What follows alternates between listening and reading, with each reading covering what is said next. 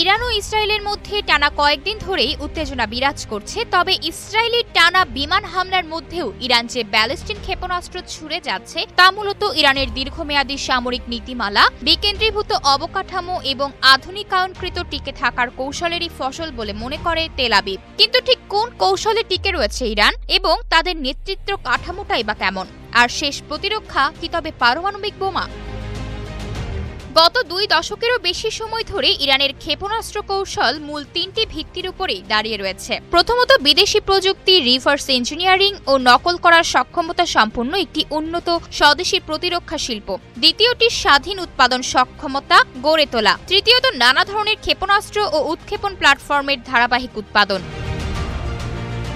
Israeli প্রতিরক্ষা বাহিনী IDF ও Israeli বিমান বাহিনী আইএএফ এর তৃতীয় বৃত্ত অর্থাৎ ইরান, ইরাক, ইয়েমেন সহ বিভিন্ন অঞ্চলে আঘাত আনার সক্ষমতা পর্যবেক্ষণ করে তেহরান তার অস্ত্র ভাণ্ডার, ড্রোন বহর এবং ক্ষেপণাস্ত্র প্ল্যাটফর্মগুলোকে রক্ষা করার দিকে বেশ গুরুত্ব দিয়েছে। এই উদ্দেশ্যেই ইরান তার ভূখণ্ড জুড়ে বহু আকাশ প্রতিরক্ষা ব্যবস্থা মোতায়েন করেছে, যার মধ্যে রয়েছে দেশীয়ভাবে তৈরি সিস্টেম, এশিয়ান প্রযুক্তি ও রুশ S-300 ব্যাটারি। এর সব মিলিয়ে একটি প্রতিরক্ষামূলক ঢাল তৈরির চেষ্টা করেছে ইরান।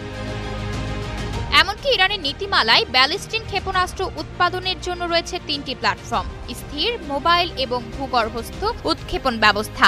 ইরান এমন ভূগর্ভস্থ ঘাঁটি তৈরি করেছে যেখানে ক্ষেপণাস্ত্র পরিবহন, জ্বালানি ভরা, লোড করা, উৎক্ষেপণের সব কাজ মাটির নিচেই সম্পন্ন করা হয়। ইরানের অন্যতম দুর্বল দিক হচ্ছে এর কেন্দ্রীভূত কমান্ড ও নিয়ন্ত্রণ ব্যবস্থা, এমনটাই মনে করে ইসরায়েল। গত বছরের মতো বিশাল পরিমাণ ক্ষেপণাস্ত্র নিক্ষেপে ইরান এখন আর সক্ষম নয় বলে দাবি ইসরায়েলের। ইরানের কমান্ডারদের মৃত্যু, অস্ত্রাগার ধ্বংস, উৎক্ষেপণ স্থাপনার ক্ষয়ক্ষতি এবং কমান্ড নিয়ন্ত্রণ ব্যবস্থার ব্যাঘাত তাদের থামিয়ে দিয়েছে বলেও মনে করে ইসরায়েল। তবে ইরান সামরিকভাবে যুক্তরাষ্ট্র বা ইসরায়েলের মতো শক্তিশালী নয়, কিন্তু তারা সবচেয়ে বড় অস্ত্রটি ছাড়তে নারাজ, যেটির জন্যই এই সংঘাত। আর তা হলো ইরানের পারমাণবিক কর্মসূচি। বিশ্লেষকদের মতে ইরান গাদ্দাফির পরিণতি ভুলে যায়নি। 2003 সালে গাদ্দাফি মার্কিন নিষেধাজ্ঞা তুলে নিতে পারমাণবিক কর্মসূচি ত্যাগ করেন, কিন্তু মাত্র 8 বছর পরে যুক্তরাষ্ট্র সমর্থিত এবং লিবিয়ায় মাটি থেকে সরিয়ে ফেলা হয় গাদ্দাফিকে। একটি চুক্তিও রক্ষা করতে পারেনি তার জীবন। ইরান সেই লিবিয়া মডেল মনে রেখেছে। আয়েশা অর্থী, নিউজ ডেস্ক, গ্লোবাল টেলিভিশন।